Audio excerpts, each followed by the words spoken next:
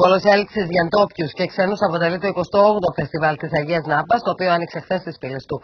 Στόχος των διοργανωτών να αναδείξουν την πολιτιστική κληρονομιά και παράδοση του τόπου μας.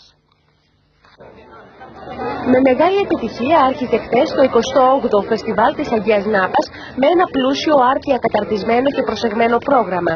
Τα εγγένεια του φεστιβάλ, το οποίο θα διαρκέσει μέχρι αύριο, τέλεσε η Υπουργός Εργασίας και Κοινωνικών Ασφαλίσεων Σωτηρούλα Χαραλάμπους, η οποία τόνισε ότι τέτοιες εκδηλώσεις προάγουν την ιστορική και πολιτιστική κληρονομιά και παράδοση του τόπου μας, ιδιαίτερα στη σημερινή εποχή της αλωτρίωσης και της αμφισβήτησης αξιών και ιδανικών.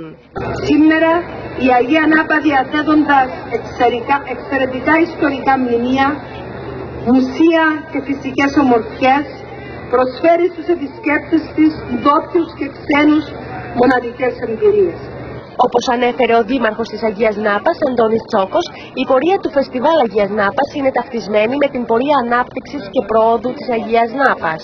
Ο Δήμος μας αγωνίζεται με όλα τα μέσα που διαθέτει και μέσα από δύσκολες οικονομικές συνθήκες να ανταποκριθεί σήμερα στην ανάγκη για παροχή υψηλού επίπεδου υπηρεσιών και υποδομής. Την παράσταση έκλεψε η συναυλία των Μπάμπη Τσέρτου και Σοφίας Παπάζογλου, δύο καταξιωμένων καλλιτεχνών στο χώρο κυρίως του ρεμπέτικου, λαϊκού και έντεχνου ελληνικού τραγουδιού.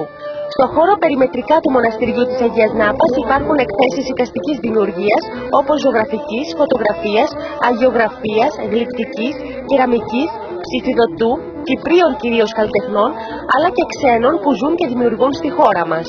Κοσμοσυρωή παρατηρήθηκε από την πρώτη κιόλας μέρα στο Φεστιβάλ της Αγίας Νάπας. Πρωταγωνιστούν τα ήθη και τα έθιμα του τόπου, οι μουσικές παραδόσεις και η κυπριακή φιλοξενία. Οι εκδηλώσεις συνεχίζονται σήμερα με το μουσικό σχήμα Ερόντιοι Εσπερινοί, το οποίο θα παρουσιάσει κυπριακή παραδοσιακή μουσική, ενώ αργότερα η αγαπημένη τραγουδίστρια Νατάσα Θεοδωρίδου θα παρουσιάσει ένα πλούσιο τρίωρο πρόγραμμα με επιλεγμένα τραγούδια από το δικό της ρεπερτόριο και άλλων καλλιτεχνών.